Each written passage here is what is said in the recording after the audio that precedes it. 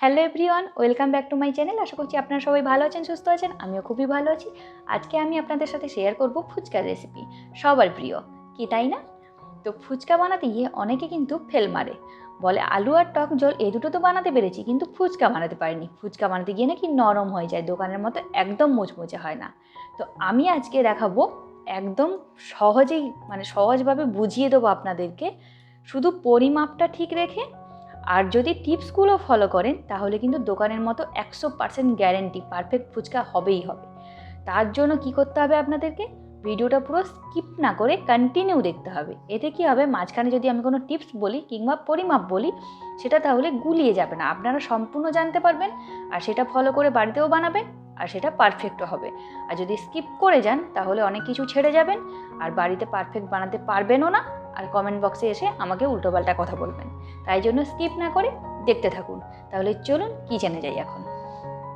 ফুচকার পুরিটা প্রথমে আমি বানিয়ে নেব। তার জন্য একটা বড় সাইজের বোল নিয়ে নিয়েছি, আর নিয়ে নিয়েছি একটা কাপ। এই কাপটা মেপেই কিন্তু আমি সমস্ত উপকরণগুলো দেবো।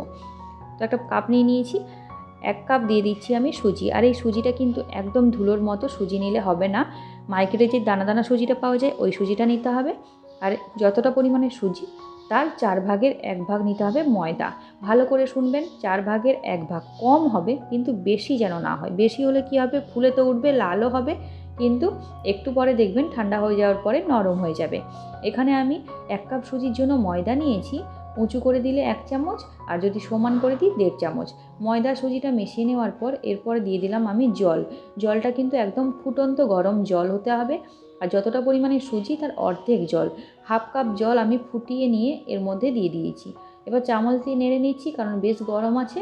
এরপর হাত দিয়ে আমি ভালোভাবে মেখে নেবো, ঠিক যেভাবে রুটির জন্য আটা মেখে থাকি। প্রায় 2 থেকে 3 মিনিট সময় ধরে ভালোভাবে আমি এটাকে মেখে নেবো। একটা প্লেট নিয়ে নেবো, এতে মাখতে আমার সুবিধে হবে। আর যেমনটা বললাম পরিমাপটা কিন্তু পুরো সেই রেখেই করবেন। যতটা সুজি তার অর্ধেক জল দেবেন, তাহলে একদম পারফেক্ট জল হবে। আর না হলে কিন্তু জলটা বেশি পড়ে যাবে, তখন এই ডোটা নরম হয়ে যাবে। প্রায় 2 থেকে 3 মিনিট মাখার পরে দেখতে পাবেন সুজিটা কিন্তু দানা দানা ভাবটা নেই, পুরো মিলিয়ে গেছে, ফুলে উঠেছে। আর খুব বেশি সফট হবে না, একটু শক্ত করে মেখে এটাকে আমি রেখে দেবো। এটাই ফুচকার জন্য একদম পারফেক্ট। তাহলে চলুন এটা এখন রেস্টে থাক, ততক্ষণ আমি আলু আর জলটা রেডি করে নিই।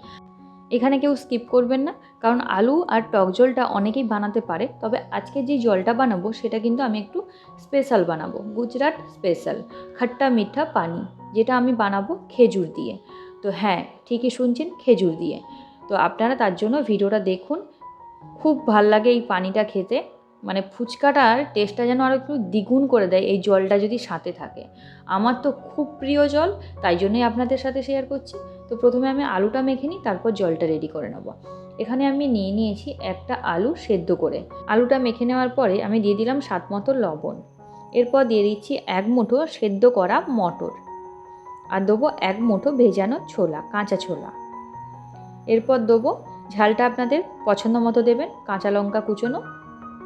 আর দিয়েছি ভাজা মশলা, এখানে জিরে, ধনে, আর দিয়েছি শুকনো লঙ্কা, শুকনো খোলায় ভেজে গুঁড়ো করে রেখেছিলাম, ওই গুঁড়ো মশলাটা 2 চামচ দিয়ে দিয়েছি।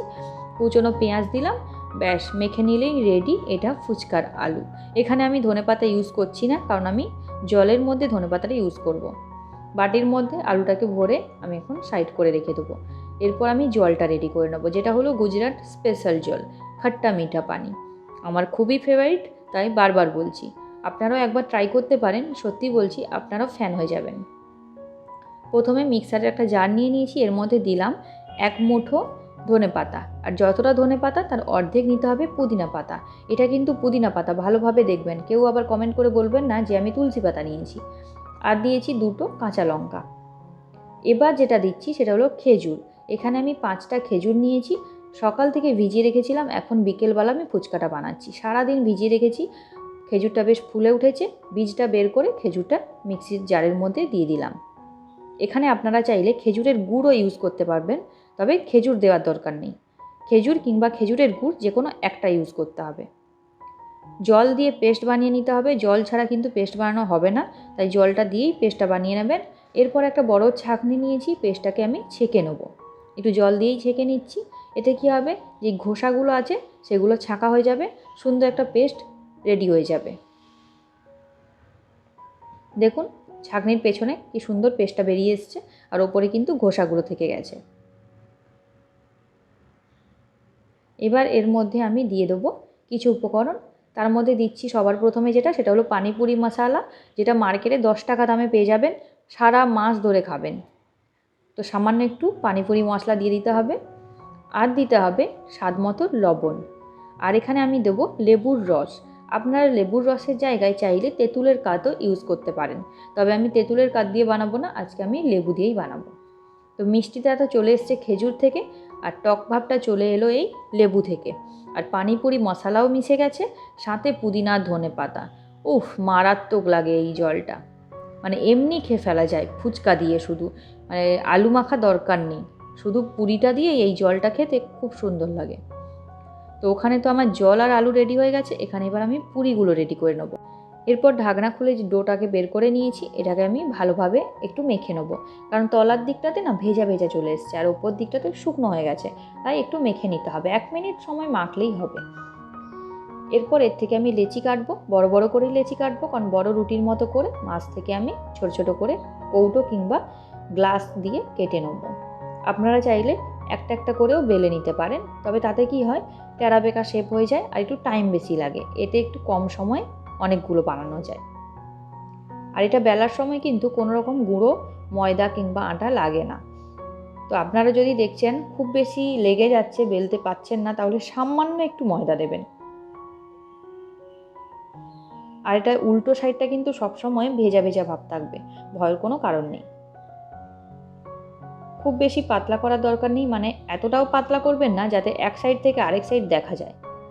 মিডিয়াম যেভাবে আমরা রুটির জন্য আটা মানে বেলে থাকি, ঠিক সেইভাবেই করতে হবে। এরপর একটা গ্লাস নিয়েছি, ছোট ছোট করে কেটে নেবো। তো কাটছি তো গোল, কিন্তু একটু পরে দেখতে পাবেন ভাজার সময় যে গোল ভাবটা নেই, হালকা একটু টেরা বেঁকা হয়েছে। আপনারা হয়তো এটাকে সন্দেহ করবেন, বলবেন যে দেখাচ্ছে এক আর ভাজার সময় অন্য আরেক। আসলে না, এটাই কি হয়, উল্টো সাইডটা তো একটু ভিজে ভিজে থাকে, তার জন্য চিপকে বসে যায়, তো তোলার সময় একটু সাইজটা মানে গোল থেকে টেরা বেঁকা হয়ে যায়। এবার একটা প্লেটের ওপরে আমি এটাকে তুলে নেব। উপর দিকটা কিন্তু সুন্দর শুকিয়ে গেছে, আর নিচের দিকটা কিন্তু হালকা ভেজা আছে, তার জন্য চিপকে বসে আছে। একইভাবে আমি সবগুলোকে বানিয়ে ফেলবো।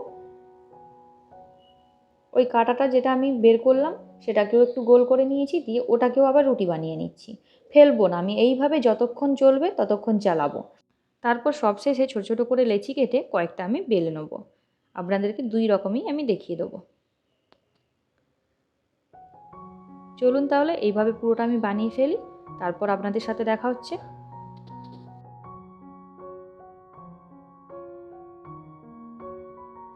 তো বন্ধুরা, এখানে আমি 2টো প্লেটে সবগুলো বেলে নিয়েছি। ওই 30টা থেকে 35টা মতো ফুচকা আমার এখানে হয়েছে। এটা আমি সবার ফার্স্টে বেলেছিলাম, আর এটা সবার লাস্টেরটা কয়েকটা আমি একটা একটা করে বেলেছি, তো একটু টেরা বেঁকা শেপ হয়ে গেছে। তো যেটা আমি সবার ফার্স্টে বেলেছিলাম ওটাই প্রথমে আমি ভেজে নেব। আর আপনাদেরকে এখানে একটা টিপস বলে দিই, উপরটা দেখছেন কি সুন্দর শুকনো হয়ে গেছে, কিন্তু পেছনটা না একটু চটচটে ভাব, মানে ভেজা। তো এই শুকনো ভাবটাকে আমি কিন্তু দেবো তেলের দিকে, আর ভেজা ভাবটা থাকবে ওপরের দিকে। বুঝতে পারলেন? ভেজা ভাবটা কিন্তু ওপরের দিকে, আর শুকনো ভাবটা তেল বরাবর দিয়ে আমি ছেড়ে দেবো তেলের মধ্যে। তেলটাকে প্রথমে ভালোভাবে গরম করে নেবো, তারপর কিন্তু গ্যাস একদম লোতে রেখে একটু কড়া করেই ভেজে নিতে হবে এগুলোকে, লাল করে। একটু টাইম লাগবে এই ফুচকাগুলো ভাজতে, তাহলে দেখবেন মুচমুচে হবে। না হলে কি হবে, গ্যাস হাই রেখে যদি ভেজে নেন, ওপরটা তো লাল হয়ে যাবে, একটু পরে এটা নরম হয়ে যাবে। আপনাদেরকে এখানে আরেকটা কথা বলে দিই, ফুচকার দোকানদারগুলো যে ফুচকাগুলো বানায় ওটা থাকে মোটা লাল আটা, বি আটা। তো আমি এখানে বানাচ্ছি সুজি দিয়ে, কোনো রকম আটা দিয়ে নয়। এটা সুজির ফুচকা, এটা আটার ফুচকা নয়। আটার ফুচকা হলে কি হতো, সঙ্গে সঙ্গে দিলে লাল হয়ে ফুলে যেত, তারপর তুলে নাও, মুচমুচে ভাব চলে আসে।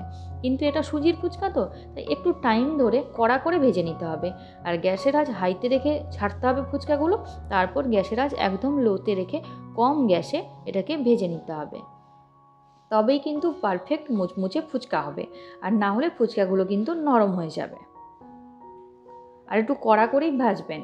এখানে কিন্তু লাইটের জন্য মনে হচ্ছে কম লাল, আমি কিন্তু বেশ লাল করেই ভেজে নিয়েছি ফুচকাগুলো। আপনাদেরকে আবারও বলে দিই, এটা কিন্তু সুজির ফুচকা, আটার ফুচকা নয়। তো সুজির ফুচকাটা এইভাবেই বানাতে হয়।